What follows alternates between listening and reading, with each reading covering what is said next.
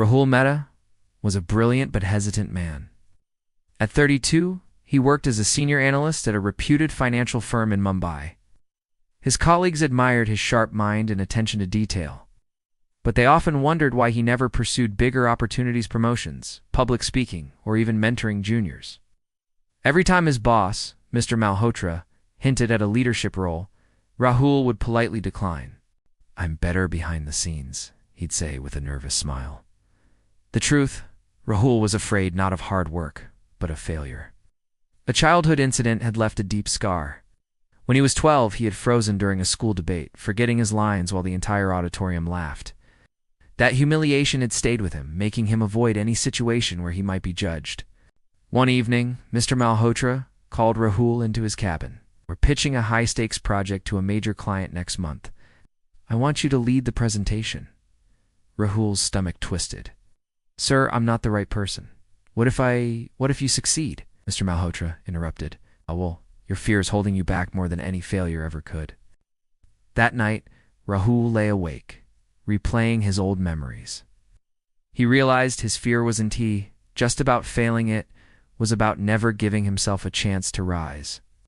Determined to change, Rahul agreed to lead the project. But the moment he stood before his team for the first briefing, his hands trembled. His voice cracked, and he rushed through the meeting. The team exchanged uneasy glances. Disheartened, Rahul nearly quit. But his colleague Priya pulled him aside. "You know your stuff. Just trust yourself."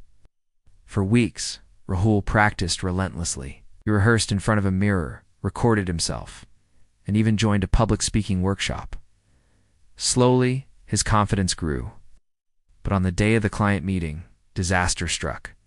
The projector malfunctioned, and Rahul had to present without slides. His old fear surged. What if I freeze again? Taking a deep breath, he remembered his preparation. "Let me explain this the old-fashioned way," he said with a smile. He spoke with clarity, passion, and confidence. Clients were impressed, not just by his knowledge, but by his adaptability. The project was approved, and Rahul was praised for his leadership, but the real win was internal. He had faced his deepest fear and realized that failure wasn't the end, it was just a step toward growth. Months later, when a junior employee confessed his own fear of public speaking, Rahul smiled. "Let me tell you a story." Rahul went on to become a confident leader, mentoring others who struggled with self-doubt. His journey proved one universal truth: the greatest prison we live in is the fear inside our minds. Break free, and you'll find strength you never knew existed. Rahul's story reminds us that courage isn't the absence of fear, is choosing to move forward despite it.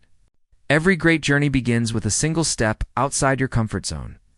If this story inspired you, hit the like button and subscribe for more motivational tales. Drop a comment below. What fear will you conquer next? Till next time, remember, your biggest limitations are the ones you place on yourself. Break free and shine.